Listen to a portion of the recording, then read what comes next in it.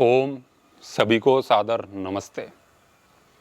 श्रीमद् भगवद गीता के तीसरे अध्याय के 6वें श्लोक में भगवान श्री कृष्ण मिथ्याचार को परिभाषित करते हुए कहते हैं, कर्मेंद्रियाणि संयम्य यह आस्ते मनसा स्मरन् इंद्रियार्थान विमूढ़ात्मा मिथ्याचारः स उच्यते।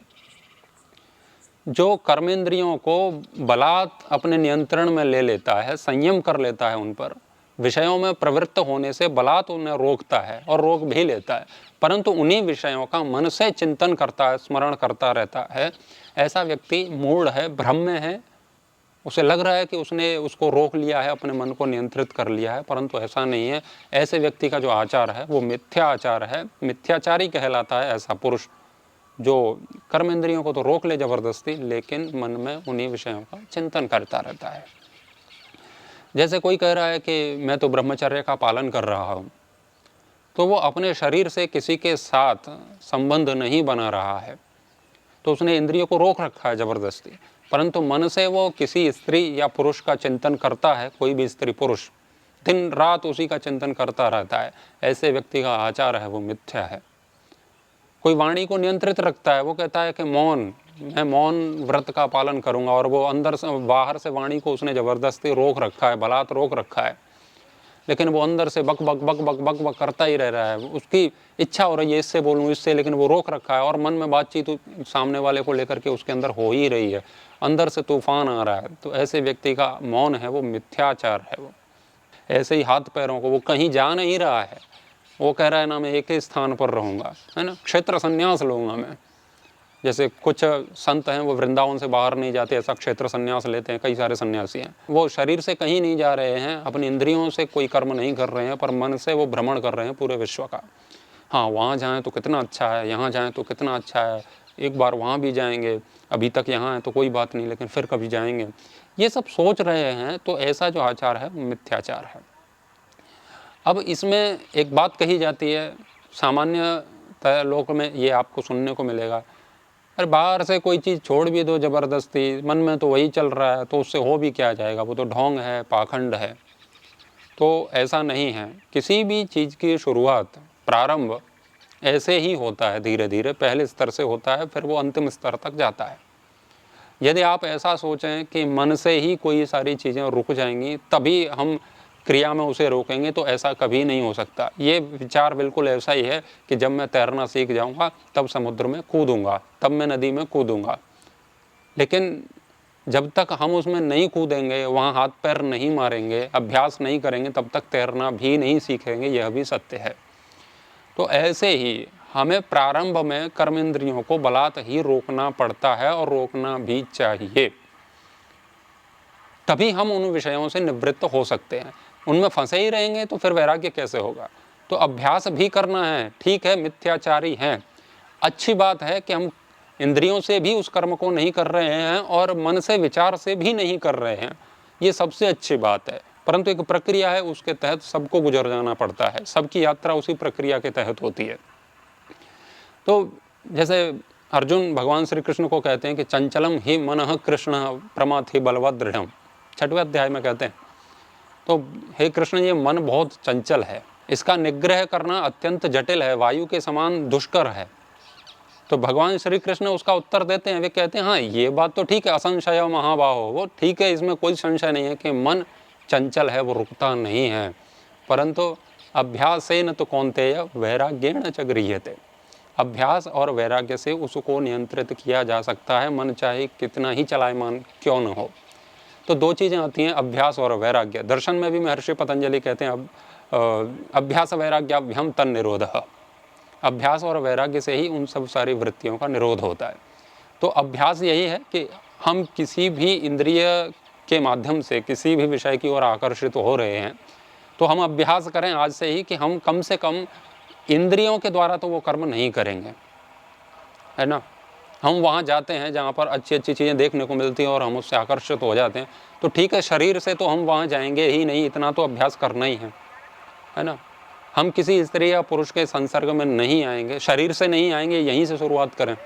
मन से भी किसी के पास हैं, विषय के पास हैं, और तन से भी किसी विषय के पास हैं, तो वे दोनों ही रूप से वहाँ पर हैं, तो उनका अधिक पतन होगा उस व्यक्ति की अपेक्षा जो मन से उस विषय के पास है, ना कि तन से।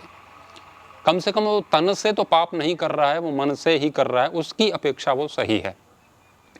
परंतु ऐसा नहीं है कि हम तन से रुक गए हैं, हम निग्रह कर लिया है और अब हमें साधना की आवश्यकता नहीं है, तब तो वो मिथ्याचार ही कहलाएगा। तो ऐसे व्यक्तियों को हम ऐसे कहेंगे पाखंडी है मन में, तो वही सोच रहे हैं, तो उनको पाखंडी और ये सब ऐसे नहीं कहा जा सकता है। वे संयम कर रहे हैं और संयम ऐसे ही किया जाता है। तो अभ्यास करें किसी भी चीज़ से बचने का, मन में वो चीज़ें आएंगी और सबके आती हैं। जितने भी संत पुरुष हुए हैं, भले ही वे समाधि तक पहुंच गए, परंतु उनका प्रारंभ भी ऐसे ही हुआ जैसा कि श्रीमद् भगवद गीता में बताया, दर्शन में बताया। तो अभ्यास भी करें और अभ्यास करते करते वैराग्य होगा। हाँ, इसमें एक बात समझने की ये है कि किसी ने ज़बरदस्ती इंद्रिय को रोक तो लिया है, लेकिन वो मन से बहुत विक्षिप्त होता जा रहा है, बहुत परेशान हो रहा है, और वो इंद्रिय निग्रह उसके लिए तनाव का कारण बन रही है। तो ऐसी स्थिति में उसको एकदम से नियंत्रित नहीं करना चाहिए। बहुत सारे ऐसे लोग हैं, किसी का प्रवचन सुन के, एक मोटिवेशनल स्पीकर को सुन करके या किसी भी संत को सुन करके एकदम से वो पहले बहुत भोगों में लिप्त थे और कहते हैं आज से संकल्प लेता हूँ ये सब नहीं करूँगा। तो यदि वे उससे बहुत ज़्यादा आसक्त हैं उस विषय से और एकदम से उसको रोक लेते हैं, तो अधिक अवसर होता है उस व्यक्ति के तनाव में, अवसाद में जाने का। और मैं व्यक्तिगत ऐसे बहुत लोगों को जानता हूँ जिनके अंदर चिड़चिड़ापन आ गया है ज़बरदस्ती ब्रह्मचर्य थोपने से, और वे हमेशा उल्टा और विपरीत ही सोचते हैं, स्त्रियों को गालियाँ देते हैं और ऐसे ऐसे विषय जिससे दूर जाना है वो उसको इतना नीच दृष्टि से देखते हैं, इतनी हीन दृष्टि से देखते हैं कि वो राग को छोड़ करके द्वेष के शिकार हो गए हैं। ठीक है, हमें उसमें दोष दर्शन करना है, लेकिन हम उसके विरोध में इतना गालियां दे दे के खड़े हो जाएं, तो ये अवसाद की ही एक मानसिकता मानी जानी चाहिए। तो जबरदस्ती थोप लिया है। आयुर्वेद में भी ये आता है कि किसी व्यक्ति को नशे करने की बहुत अधिक आदत है, उसका स्वभाव बन गया है, तो उस व्यक्ति को यदि नशा छोड़ना भी है तो उसको एकदम से नहीं छोड़ना चाहिए।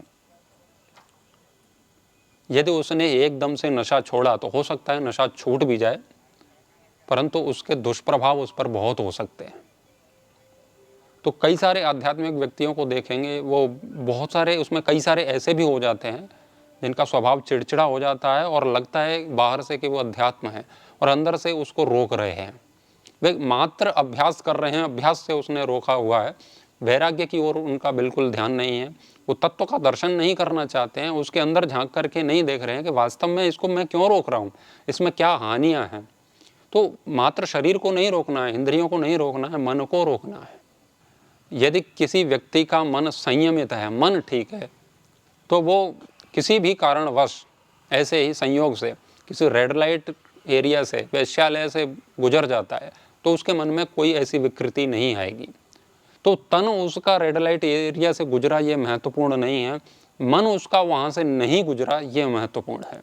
तन हमारा कहाँ पर है वो उतनी महत्वपूर्ण बात नहीं है, मन हमारा कहाँ पर है वो बहुत महत्वपूर्ण बात है।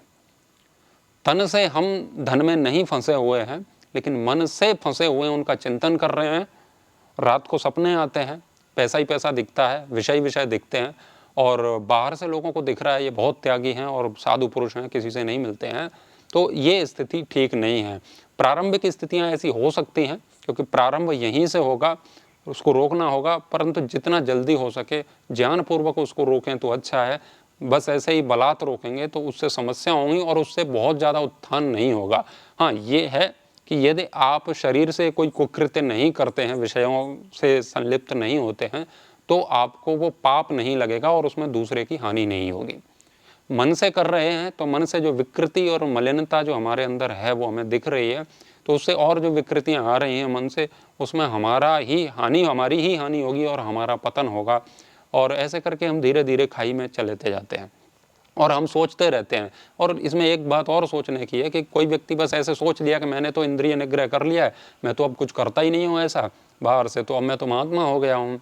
तो ऐसा व्यक्ति महात्मा हो गया है, ऐसा नहीं है। ऐसे व्यक्ति के लिए ही भगवान श्री कृष्ण कहते हैं कि वो व्यक्ति मिथ्याचारी है, जिसने ऐसे सोच लिया कि वो अब तो रोक गया, अब सब कुछ हो गया, हम तो महात्मा है। तो महात्मा नहीं है भैया। यदि मन संयमित नहीं है तो हम पूर्ण रूप से न तो ब्रह्मचारी हैं और ना ही हम कोई साधु पुरुष हैं। प्रारंभिक प्रक्रिया से गुजरें, लेकिन यहीं तक नहीं रुकना है, हमें अंतिम तक जाना है। तो हमारा आचार मिथ्या ना हो, उसके लिए हमें प्रयास करने हैं और जीवन में आगे बढ़ते जाना है। हमने जिस भी इंद्रिय को रोक रखा है, अच्छी बात है, उसको रोका है, पर हमने वो क्यों रोका है और क्यों रोकना चाहिए, और ये कब तक रोक रखेंगे हमें जब इसे ज़बरदस्ती, आखिर हमारा मन कब नियंत्रित होगा और क्यों मन को इससे नियंत्रित होना चाहिए, ये प्रश्न हमारे अंदर उठने चाहिए। उसी से उसको नियंत्रित किया जा सकता है। बाकी काम वासना यदि रोग बन जाए, काम वासना का नियंत्रण यदि रोग बन जाए तो समस्या हो जाती है। कोई व्यक्ति बस थोड़ी सी बात कहीं से सुन लिया और कह रहा है अब तो मैं संन्यास लूँगा, आजीवन ब्रह्मचर्य का पालन करूँगा, ऐसे सुन करके वो कर रहा है, और परंतु उसकी ऐसी कोई स्थिति नहीं है, तो उसके अवसाद में जाने की अवसर बहुत हो जाते हैं। ज़बरदस्ती कोई भी विषय को ना थोपें। मैं कोई भी काम करने के लिए प्रेरित नहीं कर रहा हूँ कि कर रहे हैं तो करते रहो, रोकना मत, रोको, लेकिन ज्ञानपूर्वक। ज़बरदस्ती रोकने की अपेक्षा ये महत्वपूर्ण है कि हम किसी भी विषय के प्रति क्यों नहीं जा रहे हैं, तो उसके पीछे हमारे शरीर की ताकत नहीं होनी चाहिए, हमारे मन की ताकत होनी चाहिए, मन की समझ होनी चाहिए।